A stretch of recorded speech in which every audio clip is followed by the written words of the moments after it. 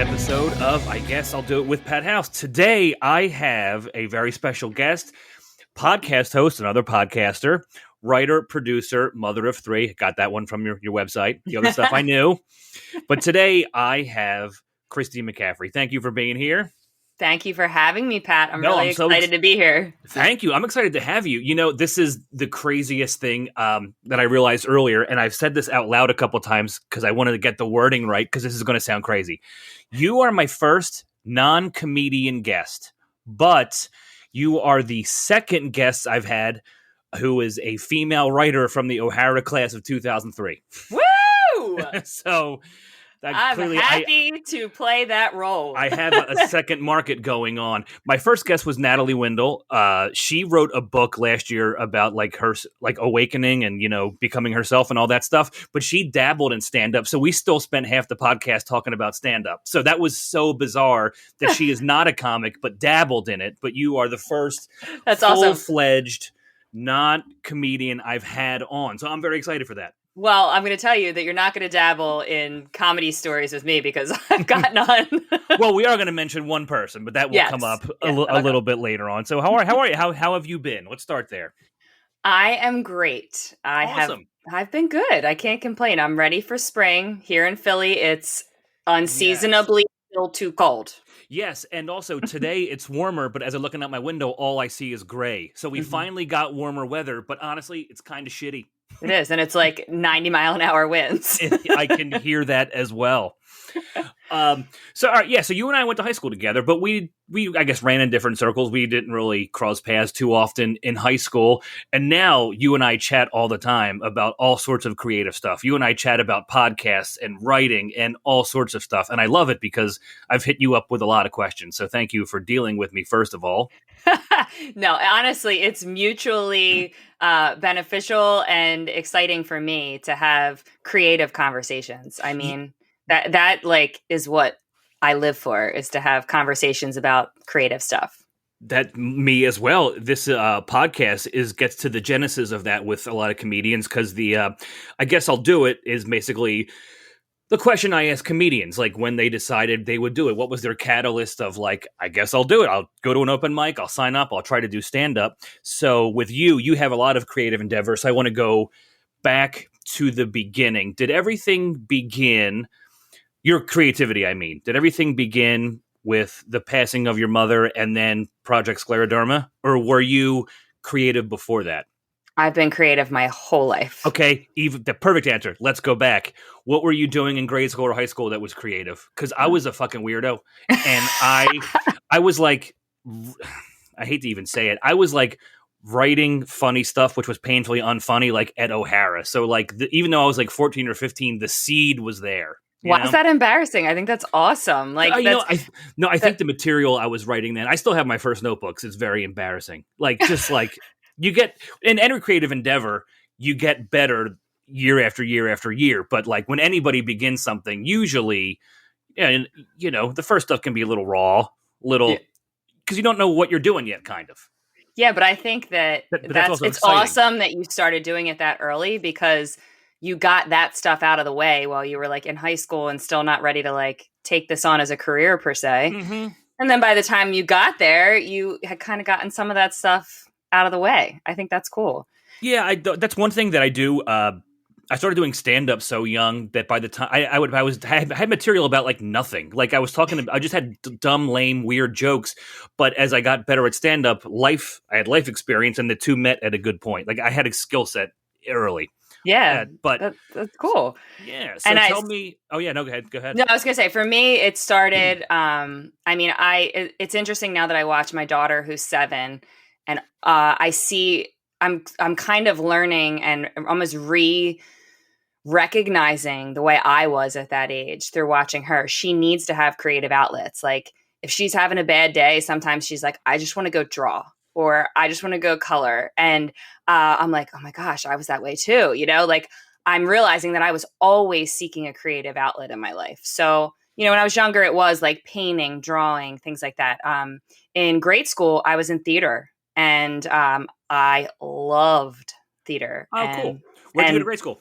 I went to St. George in Glen Olden. right Okay. outside of Philly still. Mhm. No one usually knows where it is because it was really small and it doesn't exist anymore. Not gonna lie, I'm very familiar with Delco Parish. Is that one did not ring a bell I right know, there. So usually. I like smiled. I was like, okay, yeah, St. George, of course, yeah. Well, yeah, most people haven't heard of it. And honestly, most people that went to that school went to Prendy and Bonner for high school. I was like one of the oddballs that left and went to O'Hara. So Okay. I did theater like probably from 5th grade through 8th grade and loved it. And I actually wrote about this. I'm writing about it in my book, and I talked about it in a recent speaking engagement that I had. This story of how, unfortunately, I kind of didn't do well with the like negative attention that I got from being in the spotlight. Like I started to get bigger roles and I was really into it, but I kind of felt like my peers weren't really supportive of it necessarily. And so going into high school, I was like really cautious of whether I was going to do theater or not. And I kind of quickly realized like if you do choose one thing, sometimes in high school you get like put into this box and like, oh, you're that kind of person. You're a theater person. You're this. And I didn't want that. I just wanted to be friends with everybody. And I wanted to keep that kind of openness to my experience in high school. So I dropped theater altogether. And in some ways I really regret that because I was good at it and I Mhm. really liked it. But what I talk about in the talk that I gave recently and what I'm writing about is the fact that I did eventually come to find through, as you mentioned, my mom passed away when I was 24 years old. And that just became a catalyst for a whole new level of understanding myself and understanding like what I wanted in life. Mhm. And I think it brought all those creative juices forward in a different way. And I got to reconnect with the fact that like I had a voice, what I had kind of decided to leave behind me in grade school is something that I decided to pick back up again. And that's kind of what led me to Project Scleroderma and, now the podcast that I do and the speaking that I do. It's kind of like reclaiming the fact that I am comfortable on stage and I am comfortable, hosting the podcast. And I do, most importantly, want to do lots of things that make good impact. Like that's Yeah. the main thing that drives me. Well, that's the premise of your podcast too. Be the good. It says it right in the title. Yeah. So, if you shelved acting in high school, what activities did you do when you were in high school? So socializing was my number one activity. Mm-hmm. I'd say that I put a whole lot of emphasis on my social life, and I don't regret that. I think that was like the least of my activities, actually. I did like marching band and stage crew freshman year, and then I didn't do a thing else the next 3 years. Not a That's single cool, activity. though. I mean, nothing. I think everybody kind of like finds what works for them in high school. You know what I mean? Because it's not an easy process for anybody. Yeah, and you're at those ages of 14 to 18 where you are kind of becoming an adult and your brain works differently and you like figure stuff out. Oh, I really like acting. Oh, I really like playing guitar. I want to be in a band, or I'm really athletic. Let's take basketball to the Yes. next level. Yeah. Yeah, and Those ages are very crucial. totally. And so socializing was a big thing for me. But outside of that, I played lacrosse for 2 years and I really liked that. But I was also starting to work in a hair salon in high school. In my sophomore year, I picked up an after school job working as a shampoo assistant and I loved it. And Where at? Was that also in Delco? it's actually funny. The salon was like 3 blocks from where I live now in Havertown. Okay. So I just I've been ambitious forever. So I was like, this is the kind of job I want. I'm going to find it. So I like in the yellow pages just started calling salons and leaving messages and saying like, I want to work for you. Do you have an availability? That's awesome. That's great. It's great ambition to have that young as well. Yeah, I think I was I was excited. Like you said, like you're becoming an adult and you're realizing that like you have this power to kind of make decisions for yourself. You're starting to. Mm-hmm. And I was just like, I want to make my own money. I want to have something that's my own. And so I got the job and I started doing that. And it did eventually lead to, I went to hair school out of high school. I worked in the hair industry for years before my nonprofit came about. And I loved it. And that was a creative outlet too. I mean, I think in the end, I decided to drop sports and really any other school activities because I had to choose one or the other. It was like either I was going to keep working. And that was my creative outlet. And I really enjoyed it. And I liked that I was doing my own thing and making my own money. Oh, that's awesome. I was pretty ambitious too with the job thing. I had I worked at Dairy Queen, the one right by our high school when I was in high school, and I loved it because I was making money. And then my stepdad owned a maintenance janitorial company, and I would like literally strip and wax supermarket floors and like power wash the dumpsters. But like I loved making money. And then early into college, I got a job working in the box office at Helium, and I was like, holy shit, I'm making money in a comedy club. And now then things escalated a little bit later in life. I was like 19, 20 for that. But when you put yourself in the environment where you're ambitious, it takes everything to a whole new level. Absolutely. And how cool is that you ended up in a place that probably sparked a lot for you too, just by being in that environment and realizing like, oh, I want to do that. And that's something that I could do. Dude, it was amazing because when you like ingratiate yourself in the environment, you learn so much. I mean, I was an open mic comic and I was terrible at the time. I was brand new. I'm just figuring out what I'm doing. I'm trying to get comfortable on stage. All I just have are like weird sex jokes, which every comic does when they first start. Everybody does. Male, female, doesn't matter. But working in the box office, I got to learn about like stuff like that, like the business side of stuff and answering people's phone calls. And like I would hang at the comedy club at night and watch different people every weekend, like all sorts of different headliners. And it was just so awesome to just find that angle and just immerse yourself in that environment. And it also helped that there was 2 bars in the building where I worked. So that was also kind of cool. That was a plus. Yeah. In the 30 feet from my desk was actually not even 30 feet, maybe 8 feet from my desk was a full bar at the top lobby of Helium. So that was also just a bonus. That's a definite plus. So what was the first creative endeavor you took on? Did you write when you were younger? Like if you were a theater kid, did you do any sort of writing when you were a kid? Any sort of poetry? Oh, okay. So what were you writing when you were younger? So writing for me has always been a therapeutic type of process. Like I turn to writing as therapy. So my mom actually introduced me to that pretty young. My dad wrote a lot too. Like I would see my dad on the weekends writing, in a journal. Oh, that's so like, awesome. Yeah. And I would ask him like, what are you writing about? Okay. I was just going to ask you, did you ever ask him what he wrote about? Yeah. And he would write in like a copybook, like a black and white marble copybook. And he eventually showed me when I asked, he had like stacks of them. And he's like, I've been writing, just like journaling for years about like whatever it is I'm going through and like whatever I'm doing in my life right now and, how I feel about it. And he's like, I do it because I get to look back and, I guess have that perspective. And I just remember thinking like, oh, that's cool, I guess. That is so awesome. It is. And that is such a lost art. I journal a little bit, but in the grand scheme of things, it's definitely off the radar for most people. Totally. And actually, for 99% of people, probably. Yes. But actually, I talk about it a lot nowadays in my speaking or on my other podcast that I have with my friend Krista, Wisdom Work. We talk a lot about journaling because, like I said, it's always been a therapeutic practice for me. My mom, when I was younger, would say, like, if you're upset about something or you're angry, like, take it to your notebook and just write it out. And she would say, like, you can rip out the page, crumble it up and throw it out. Like, it's all about just like getting it out of you and onto the page. So I would say I started out writing in that way. And it's always kind of been this thread throughout my life that's been super beneficial to me. And I don't have a regular writing practice. Like, I wouldn't say that I journal every day. And I kind of is more so I journal when I need it. Mm-hmm.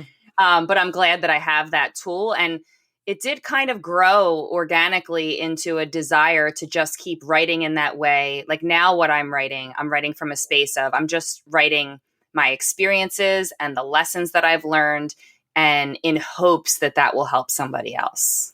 And it absolutely will. And there's also something to be said too. I mean, like, I'm sure you do the same. You use voice memo on your phone for something real quick or like the notes in your phone. But there is something so cathartic about just putting pen to paper. Like, totally. I honestly, as a comic, I try to write stuff that's funny, but journaling isn't always funny. I'll talk about a good day or a bad day or like emotions or whatever, but there's something just relaxing about putting that on paper. Yeah, I think that there's actually like research to support that. I'm sure there is. There's something that goes on there energetically almost where calming. Yeah, exactly. Like it's a cathartic experience. And Yeah, same, like, talking things out is obviously a great form of therapy, but writing it down is a different type of therapy. And I find that I actually get a different type of like release or therapy from actually putting the pen to paper. Yeah. Do you has anybody ever seen what you wrote in your notebooks? Or is that No. like a total total No. total privacy violation, dude? I Yeah. have, and I'm so weird about this, like I have been on like planes or whatever, and if I have to like pee mid-flight, I like put my notebook back in my bag. And it's just so weird. It's just something that's so personal. And it's not even anything like, I don't know. I'm just so weird about like the notebook thing. Like I would never, years ago, I left a comedy notebook at work, and my coworkers went through it, and I still get the heebie-jeebies when I think about that. That was like a scarring experience. Like it's just so violating in a way, because it's like it's my It own is. personal thoughts, and then you just have people combing through it. Oh, this is just 2 months ago.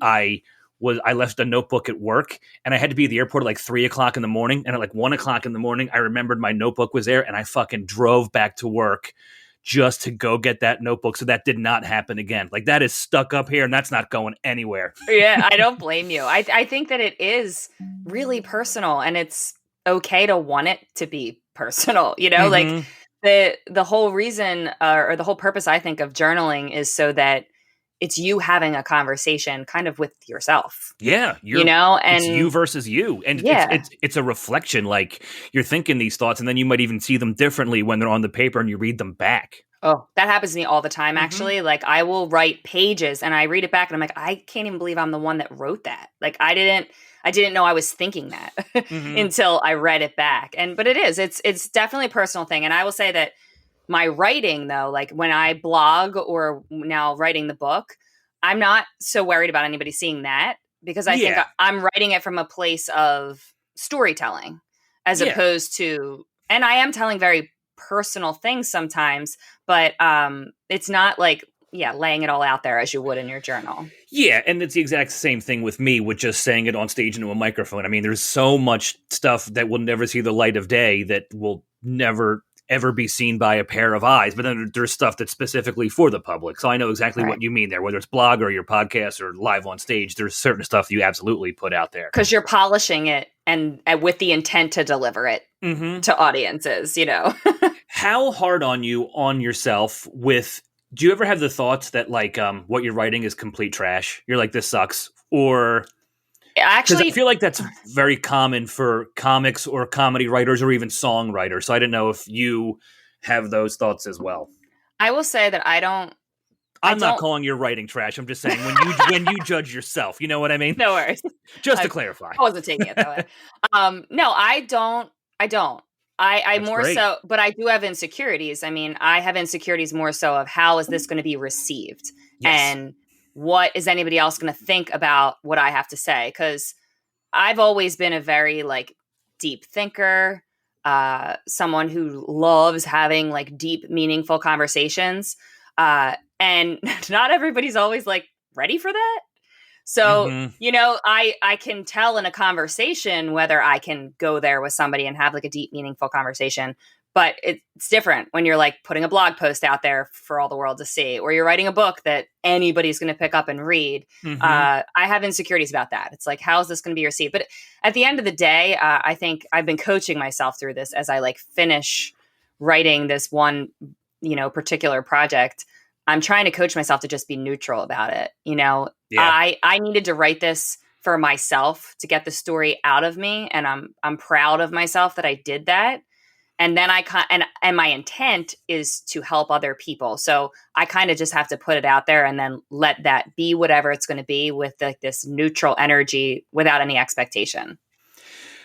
And that's a great mentality to have that neutrality with it. But, with what you're doing, it's so positive and so upbeat and sharing your story. Like the worst thing in the world are like comments on websites or YouTube things. You could post a stand-up clip and people like, you suck. This is garbage. You're not funny. But with something, with what you're doing, it's way more positive and probably well received than, you know what I mean? Because feedback is strange. And that's where, when you put stuff out there, the internet can just be the absolute worst place online for that kind of stuff. I was reading I'm a huge Foo Fighters fan, and I was looking at some stuff on YouTube this morning, and people are still trash in the comments, even though the drummer just died 3 days ago. Like, it's unbelievable. It's awful. And that's sadly like the world that we're living in right now. I mean, I'm grateful to social media for a lot of ways because in, Project Scleroderma and what we did with that, what we've been able to do with that, and my podcast, and like there's so many things that social media has served my mission so well. Mm-hmm. But I also see that, I mean, I try to not even look at the comments below most posts of anybody's because you're just going to find, no matter what, you're going to find those people who are just out to say like negative, gross things. Yep.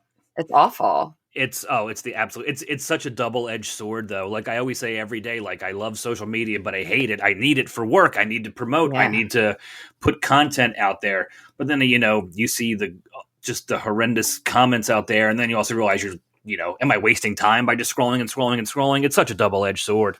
Totally. I love so you have your hands in a bunch of creative endeavors. So, okay, you lost your mother in 2009, and then did Project Scleroderma come right after that? Was that the first? Yes. How did you link up with Bob Saget from that? Because I knew about the disease because of Bob Saget, because he was on TV about it for years when I was a kid, and I remember learning about that from him. So how did you two come to meet? Great question. So we, when my mom died, and I was, just processing it all. I felt really called to learn more about what the actual disease was because my mom's diagnosis was like, and the time between her diagnosis and her passing were really quick. So we were kind of left with like, what just happened and what was that disease, So the more that I reached out and found out more about it, the more I learned that it actually affects hundreds of thousands of people, but the majority of our population has never heard of it. And that therefore research funding suffers because most people have never heard of it. So no one's supporting it. So that led me to want to do something to raise awareness. At the time, I was watching a lot of documentaries myself. I was just kind of interested in them. And I could see the value in just telling honest stories in a creative way that would bring attention to something that you wanted to bring attention to. So I reached out to a friend of ours from high school, JC Costa, and his partner, co-owner, Bill Connell, and they own New Pace Productions here in Ardmore. And I reached out to them and just said, hey, I have this idea, like I had never made a video, a movie, anything like that, right? My creative lanes had nothing to do with that, but theirs did. They had degrees in film, and then they had this production company. So I reached out to them and said, like, would you be willing to try and make this happen with me? They were totally on board, but they were really honest and realistic with me too, that like, this isn't going to be easy. You have to, it's going to take at least 3 years to do. You're going to have to raise the funds to do it. You're going to, it's just going to be a tough process, but like, we're on board to help you. So when we first started brainstorming about it, one of the main things we came to agreement on was that we needed to partner with an organization, a larger organization, and to find a celebrity that could kind of be tied into the mix, because we needed accurate medical information and we needed a celebrity face we thought would kind of bring more attention and bolster up the project a little bit. So in searching on Google, we found out that Bob Saget, that his sister had died, same as you had kind of probably seen him. Like we knew that he was involved in that way. Interestingly enough, we did not know that he was involved with the Scleroderma Research Foundation. And so I reached out to the Scleroderma Research Foundation as that piece to be like the organization that we were looking to try and partner with. And I remember, I'll never forget it. I was having a conversation with this guy, Charles. He was their, I guess he was like their communications director. And he gets back to me. He's like, hey, I'm interested in hearing more about what you guys are trying to do. Tell me about it. So I'm telling him about it. And he said, this is interesting. I don't know if you know this, but Bob Saget is on our board of directors. And he's probably going to be interested in hearing about this. I almost fell out of my chair because I was like, what? I mean, and we had actually been actively trying to reach Bob. Like, JC and Bill have some friends that work in LA, and like they were trying to see if we could get a hold of Bob's contact information. Yeah. And like everything was coming up. Like, we were coming up empty-handed. Which seems so easy, but it's so it's not. It's not. No. It's not. Especially if you have like a direct ask of them. You know, it's really hard to get in touch with a celebrity like that. Yeah, that's what I was going to say. Somebody high profile, it's like impossible to nail down and be like, I need 10 minutes of your time. Yeah. And then, you know, so exactly. Yeah. So this was just like, you know, it definitely felt like it was like stars aligning. Somehow I felt like my mom was helping from behind the scenes. Oh, that's an awesome thing. That makes it even better because, you know, she's trying to help as well. Yes, it was. Yeah. I mean, all throughout the process, we definitely felt moments where it felt like we were being guided because it was almost like, how did this happen? You know? And so, long story short, Charles reached out to Bob. Bob says he's interested. We had not raised the funds yet to do it, though. So we were doing a Kickstarter style crowdfunding campaign to raise at least $30,000 in order to start filming. We needed more than that, but at least 30 was all we could. We were like, if we can't get that, then we can't. It's not even worth putting our time into. Then there's no project, yeah. Right. So we laid that out for the Research Foundation and Bob said, okay, like we can't support you monetarily, but if you get the money to do it, he agreed that he would sign on to co-produce and narrate the film, which was huge. Huge. And so we, I don't even want to get into the long story of like that fundraising campaign was insane in and of itself, that in 30 days, we had 30 days to raise $30,000 or everybody would. I didn't realize your we were doing your time frame was that small. We were doing like a pressure cooker style, and we chose to do it that way because it was like, we don't want to fundraise for a year just to get started on this project. It's kind of like we're either doing this or we're not. So you need to jump on it immediately. Otherwise it goes out the window. Yes. So it was 35 days to raise $30,000 or everybody would get their money back. So it was crazy. And we were only like a week out and we had raised 20 grand and we still needed another 10 grand and only had 7 days to do it. And we were like, you know, I don't know if this is going to happen. I don't know how it's going to happen.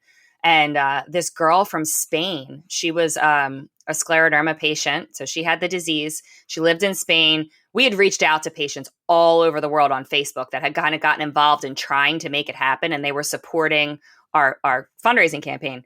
And she kept saying to me, I've got money. I'm raising it locally and I'll send it to you before the end of the deadline.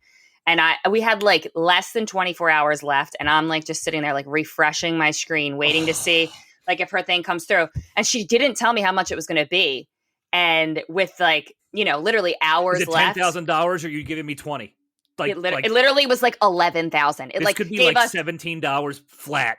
Yeah, exactly. I was like, this is definitely like, no matter what, any amount of donation was like, we were happy, like so grateful for, but this was a make or break situation. So in the end, it was like $11,000. It put us just over the point that we needed. Yeah. And so we were able to move forward.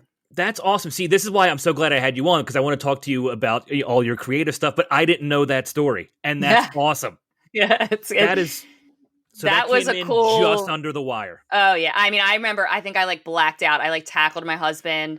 I was like screaming at the top of my lungs. I'm calling JC and Bill like, we did it.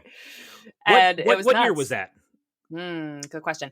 That was 2011. Okay. So more than 10 years ago. Okay. Yeah. 2011. And so then that just set us in motion. Then Bob was on board. Yeah, that's what I was going to say. So you have the money now, you have the guarantee from Saget. So what was the next step? The next step was to get out there and start filming. So it was cool. We set up plans to go to Johns Hopkins Scleroderma Center down in Baltimore. And the Research Foundation set that up for us. So we went and filmed and interviewed one of the leading researchers, Dr. Fred Wigley, and some of his staff, and then some of his patients as well. And then we also sent these bloggy cameras. They're like little small, it's basically a GoPro, but back then they were like, GoPros weren't really a thing so much. So it was just like, it looked like a cell phone. And we sent these cameras to patients all over the world to film themselves and send back to us the footage to use in the documentary. That is so awesome. Yeah, it was pretty cool. And I mean, like every week I was going to the local post office and like getting the camera back and sending it on to the next person. We also had them send it on to each other to kind of make it go faster. And we how many people got cameras? I'd say it was probably about 20. Oh wow! Okay, that's a good amount of people and a lot. I mean, it was all over the place. Like we were in. So let's see. There were people in like Australia. There were people in the UK. There were people in Canada. Like all over the place, and it was really cool to see these because it's exactly what I wanted to happen. I wanted the patients. That was the whole point of doing this documentary, is that I wanted the patients to be seen and heard, and I wanted to give them a platform and a vehicle for awareness. I wanted them to raise awareness like on their own terms, basically. And also being international like that, you realize it affects people of all different, like you really see the gamut of diversity. I mean, And that's what's interesting too. And to bring it back to social media, we put it out there on Facebook and said like, hey, any patients, like this is what we're trying to do. And I should mention that in the process, I was creating a nonprofit, Project Scleroderma. So once we decided to do the documentary, I was like, okay, we probably need to make this more legit, especially if we're going to be getting donations in. So I was creating Project Scleroderma. So I was putting that out there and saying like, hey, I lost my mom to this disease. I'm starting this nonprofit. This is the first project we're working on. Does anybody want to be involved? And honestly, when we put that out there, like me, JC, and Bill were thinking like, we're reaching out to patients in the US. Like we hadn't even really thought at all about anything global. But then all these patients started pouring in with comments from all over the place. No. And we suddenly were like, oh, okay, this is now turning into something much bigger. Wow. Okay, so do you remember the first time you met Bob? Now this is all rolling. This is exploding. You have all this stuff to put out there. Do you remember your first meeting? Of course I do. So it was just all so surreal and so strange too. The whole thing is, I'm enthralled just listening. This is one of the coolest stories I've heard on the podcast. Oh, good. I got to start talking to non-comics more often. My friends are so depressing. I'm just glad to know I'm not boring you with the details. No, this is fantastic. Because this is a story that I've told a million times, but it's fun to know that like there's still people in my life that have never heard this story. And I'm glad I'm one of them, and I'm glad that I get to put it out there too. Yeah, exactly. It was an intense and awesome experience, all of it. And you didn't have kids yet then. Oh, no. So I was, by the time we finally got to the screening, like 3 years later, I was pregnant with my first son. Like I was like 9 months pregnant at the screening. So yeah, I mean, I was still working in the hair salon while trying to do all this. So that was a little tricky, but yeah, we traveled, we went to St. Louis and filmed with a patient. We went to New York and filmed with another patient. But anyway, and when I eventually, part of the documentary was also me telling my own story of, I lost my mom and this is why I want to do this. I wanted to make it mainly about the patients, but we felt like my story needed to kind of add some context to why we were doing it in the first place.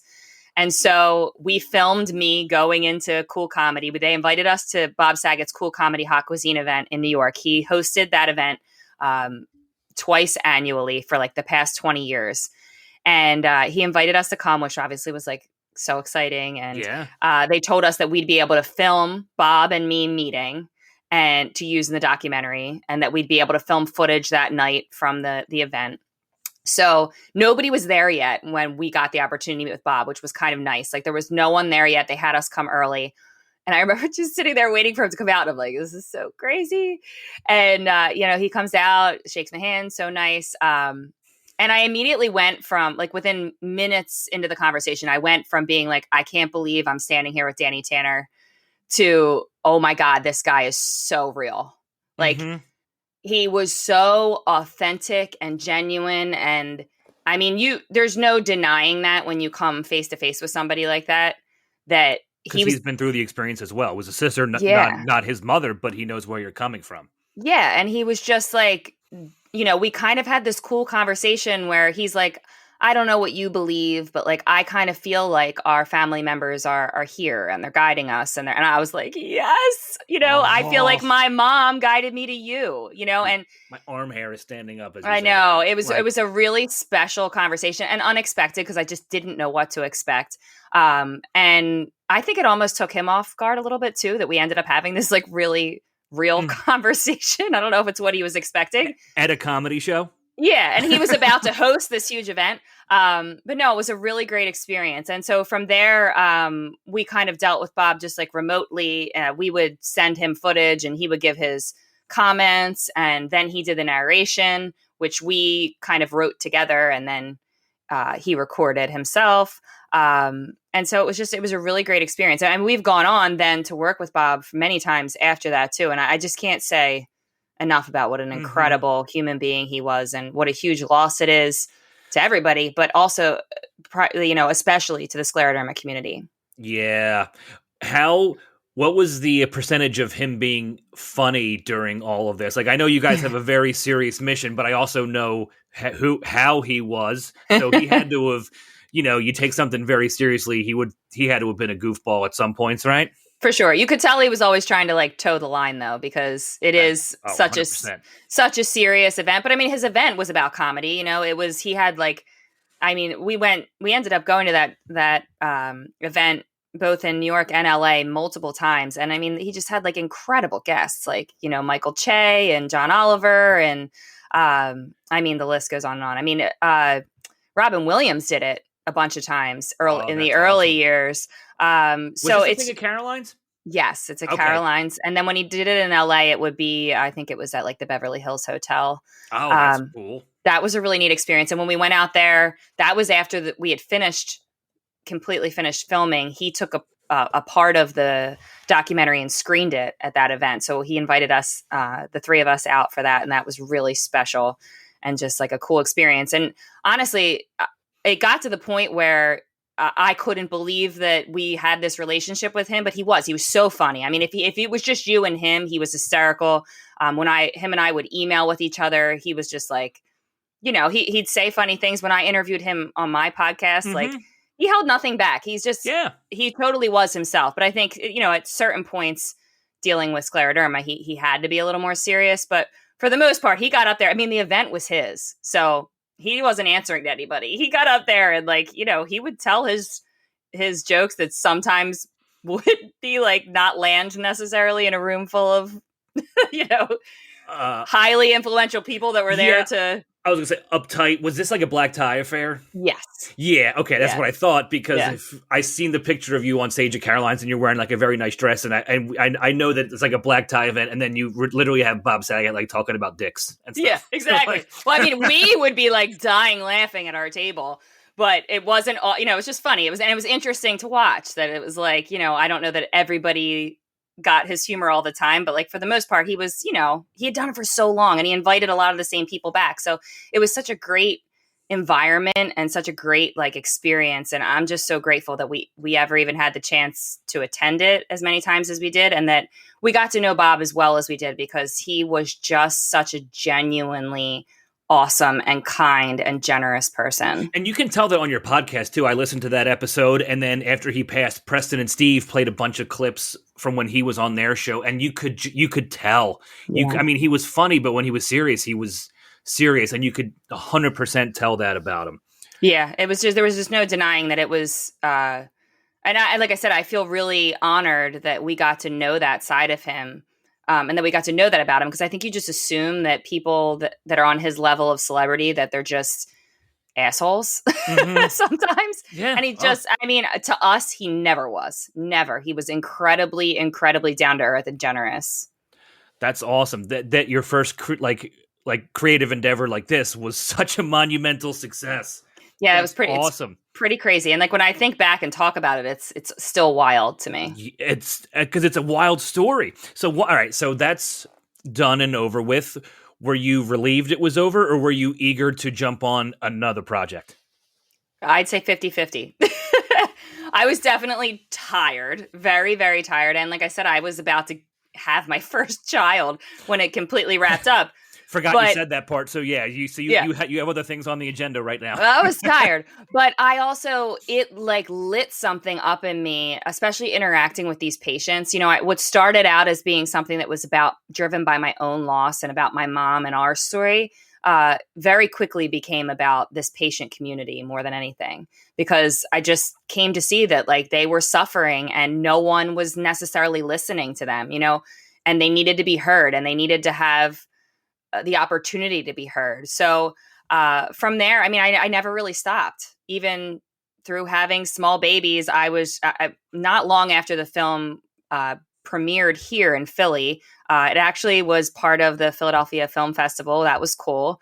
That is very cool. Right after that, and then I was invited to Switzerland to present it for World Scleroderma Day at a pharmaceutical company there, their headquarters. And my son was 9 months old, and me, JC, and my husband flew to Switzerland to show the film. And it was so the opportunities actually never stopped from that point forward to screen the film and for me to speak on behalf of the cause. And I kind of ended up going all over the place doing that. And we decided to start, creating new video projects that could continue our mission. So we went on to do like a web documentary series that was called Dear Scleroderma. And it was the patients kind of writing a letter to the disease was the narration of the story of the video. Mm-hmm. And we just kind of told like really emotional, heartfelt stories about how these patients are, yes, they're suffering, but they're also like a human being who's trying to still live their life. And then we went on to do some patient support series. We've done a lot of public service announcements and stuff like that. So the journey has not stopped from that point. It's been over 10 years now. Wow. Did you do a lot of public speaking events after it came out? Like, was that part of the package deal? Yeah. I mean, package deal. Did you know that was going to happen, or did those events get thrown on your lap once things, took off? I hoped it would happen because I knew after the 3 years of filming, I realized I'm comfortable talking about this. And I'm not, these patients can't necessarily go out and do this kind of thing because they're trying to manage the illness. But like, I can go be a voice for this. And so I was eager to, but no, the opportunities came out of nowhere. I mean, the woman from Switzerland emailed me and was like, "Do you speak internationally?" I was like, "Sure, I do."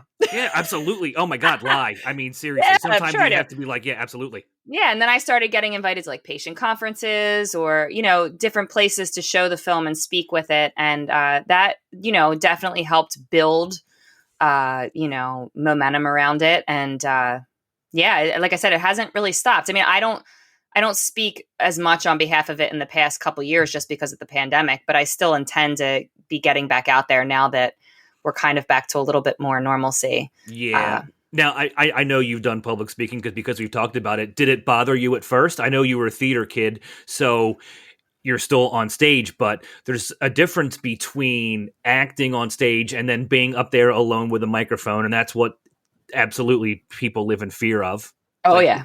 So how did you take to the public speaking when you first started doing it? It was tricky in the sense that like it was such an emotional thing to be talking about. Like, no matter how many times you talk about your mom dying, it doesn't really get easier to talk about, mm-hmm. And it was just like, my mom and I were really close, and it's still to this day super heartbreaking to think of, she was 58 when she died. It just feels very raw still. Yeah. But I will say that there's something that I've come to learn about myself, and that is like public speaking is kind of a superpower that I have. And I think that that's why acting came naturally to me. I don't have the fear of standing in front of people and talking. I just don't. And yeah. I don't know what that is or why, but I always have felt comfortable talking in front of people. I actually get really like lit up by engaging with people and having like a passionate conversation, but it doesn't mean that I don't get nervous. I mean, especially like when I spoke at, Bob brought me back to the Cool Comedy in New York. This was now after the film had already been doing its thing. They had me come and speak. And I was very nervous about that because I'm like, I know who's in that room. I've already been there. I know that this is a room full of like really important people, and they're asking me to speak to inspire these people to donate. And but I will say, when I did that, and then also when I spoke in Switzerland, it was an incredible experience for me personally to realize that my voice had the power to move people to do something, mm-hmm. that I spoke with like every bit of heart I had in me at Bob's event. And when I got done, I realized like it landed, and people were coming up to me afterwards like that, oh my gosh, that made me so emotional. Like I felt every word you said. And, that was a moment, like kind of like a life-changing moment for me where I realized like, oh, okay, that if this is comfortable for me to do and I'm able to do it with such passion, then this is something that I should continue to do. That's awesome. And there's nothing like a speech can move people. And that's awesome that you realized how amazing that opportunity was and felt that. Like, not only for you, but then when you feel it and you know you have the ability to do it, and then you get the positive feedback. There's something crazy in there. Don't you? I mean, you probably deal with that yourself. Like when you do an act and you know you killed it and you feel it, and then after the fact, people are coming up to you and saying like, that was amazing. Like, it's just like an energy that's indescribable. It is an energy, but I'm also still like, I don't know how to say this. I'm like weird and awkward. So like and like, I always say that like doing comedy in front of 200 people, 3,000 people, 5,000 people does not bother me. But sometimes after a show, audience interaction one-on-one, I get so weird. Wait, I get that. I 100% get that. Like, I mean, not everybody. I mean, I have friends and there's people that I talk to, but if I'm stuck in small talk with a stranger, that is terrifying and I feel claustrophobic. But I've done shows in front of 5,000 people and I don't even bat an eye. It's just whatever. Wait, I have to go to work right now. This is it. That's it. The small talk. That is what I've also realized about myself is that like, I have this superpower and I can like get up and talk in front of a million people, or on the podcast, I'm like, love talking, love having these meaningful, deep conversations or whatever, but I can't do small talk well. I'm like awful at it. I don't know if it's because I did hair for so many years and I had to make small talk all day long. You might feel the same way having in the bartending position. Absolutely. Where people, right? Some fucking random asshole just sits down and is like, I'm getting divorced. You're like, oh, here we go. I'll ruin my day with this dumb story now. I don't know you and I don't care.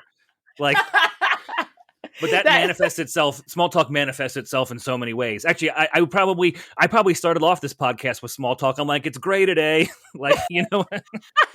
No, small talk like serves its purpose 100%. And that's why I force myself to do it because. Yeah, and there's nothing worse when people don't realize small talk has gone on too long. Yes. Like you make a face and you like clench your fist and you breathe heavier. You're like, you wrap this up, land the plane. And some people don't take that cue at all. No, that can be really hard to work through. So what does your public speaking entail now? Are you still speaking about scleroderma or have you branched out to other stuff? So I absolutely will forever continue to speak about Project Scleroderma and Scleroderma. Anytime somebody asks me to, and I'm always still seeking out opportunities to, because that's part of awareness is that we have to keep talking about it. Absolutely. And we have to keep educating people. So 100%, I'm never going to stop doing that. But I have kind of got this new fire in me since I started the podcast, and kind of goes hand in hand with my writing, that I really am interested in talking about personal growth. Because honestly, in losing my mom, it set me on this like wild personal growth journey. I think I had the choice at that point to either take the journey or not. Although at the time I kind of felt like I didn't have a choice. Like it was just like, you know, here we go. Your life's been turned upside down, and grief can kind of just like crack you open in crazy, crazy ways. And so I've learned a lot in the past 10 years. And I feel like, as I was saying to you earlier in my writing, like I feel like I want to help other people from what I've learned, you know? I don't think that like what I have to say is like prolific and like the end all be all. Everybody should follow what I did or how I think. But I do think that there's power in sharing your story, and there's power in just being really honest about what you've lived and what you've experienced and the things that you have come to understand are like valuable mindsets and things like that. So now my public speaking, I'm kind of going more in that lane. I've been primarily doing a lot of like female empowerment speaking in the personal growth space, but I honestly think what I'm talking about could resonate with anybody. Yeah. Personal growth. We all should be going through it, you know? Yeah, for sure. I think it just, for me, like it felt safer to start talking to groups of women because I was talking about from a female's perspective, what I've been through in the past 10 years and in the grief and in losing my mom and how that's all shifted for me. Wow. I just had a thought and I totally lost it. It was tied into what you just said. Hold on. I hate when that happens. I know, because like I usually take notes as I talking to people because I do research and like I went through your Instagram, and I remembered conversations we had, our texts, and then I was on your website. So I like take notes of bullet points I want to talk about, and I like cross stuff off and then go along the way. And That's a good method. Regardless of what I was going to say next, it is 100% out the window. Oh, shoot. That happens. Personal growth and being honest. Next time, jot it down real quick. So what is your? We will wrap this up soon. I always like to keep it to like 45 to an hour, so we'll wrap this up soon. But in closing, what do we have in the works? Anything exciting? So I would say, in terms of Project Scleroderma, we have another documentary coming out in 2023. We followed a guy named Greg Cohen, who is a scleroderma patient, but he's also this like incredibly inspirational athlete. He has been running marathons for awareness. So we did a public service announcement with him a couple years ago, and he kind of reached out to me with this idea. He was like, what if I choose to do like 4 marathons in a year, and you guys document it, and we build all this press around it, and we just make it like another awareness vehicle, and then like we take the documentary and do things with it. And I was like, yeah, absolutely. Like, this is obviously right in line with what we do. So it got tricky in the pandemic. We had to kind of like, it took longer than it should have. But it was an incredible experience. And I think that that's going to be a really, really good final result when the project's all done. So keep an ear and eye out for that. I will be posting about it for sure on my own social media. People can follow at Project Scleroderma too on Instagram.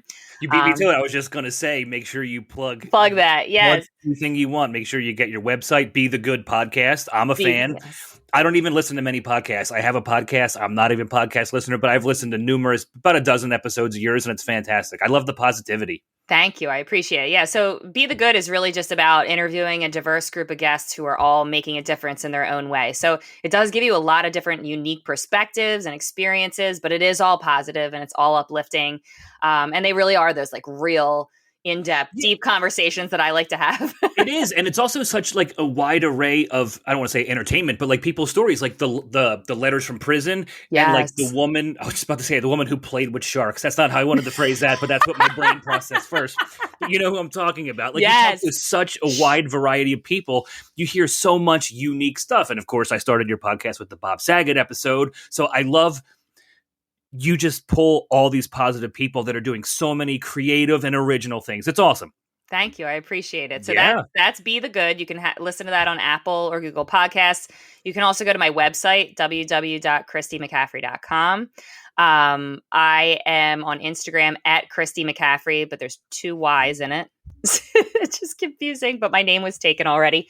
Never even noticed if there was 2 Y's in there. Yeah, I'm going to go back and look now. But CHRISTYY McCaffery. But anyway, and in the future, beyond Project Scleroderma, I have season 6 of Be the Good Podcast coming out in May. I have a book that I'm trying to get published at the moment. So we'll talk about that hopefully when that does happen. You will be a repeat guest. This is good. Fantastic. Awesome. I definitely want to come back. And and the only other thing I'd like to throw out there is I had mentioned it briefly earlier, but my friend Krista and I have a podcast called Wisdom Work with Krista and Christy. She's on the West Coast, but she's from here. She's from Philly, but she lives on the West Coast. And we just kind of dive into all things. We talk about just kind of like how you can do some inner work and kind of follow your intuition and work. It's a personal growth, basically. And that's a great listen as well. So you can check that out also. Awesome.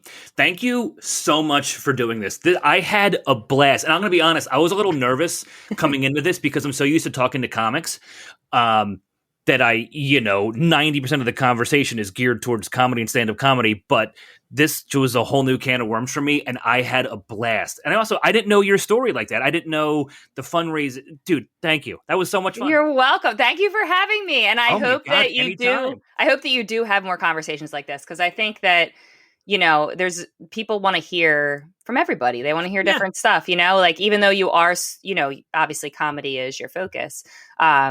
Even I've listened to your show too. I love hearing the different comedians' stories and the paths that they took to get to where they are. I mean, that's very similar to what I'm trying to do with Be the Good, is have people explain like what inspired you to do what you do now, and then like what were the hardships you had to go through to get there. Like there's just so much, I don't know. Yeah. There's so much good stuff to take away from that. Yeah, and both of us are geared creatively, so that's like the big, as I'm all down to have a guest who's just in the creative field no matter what. Yeah, what their project. It's totally aligned. And you are coming on my podcast too, so let's plug that. Absolutely. Keep an eye out for that. Pat's going to be on Be the Good also. Oh, looking forward to it. Christy McCaffery, thank you very much. Thank you. We'll do it again. Thank you.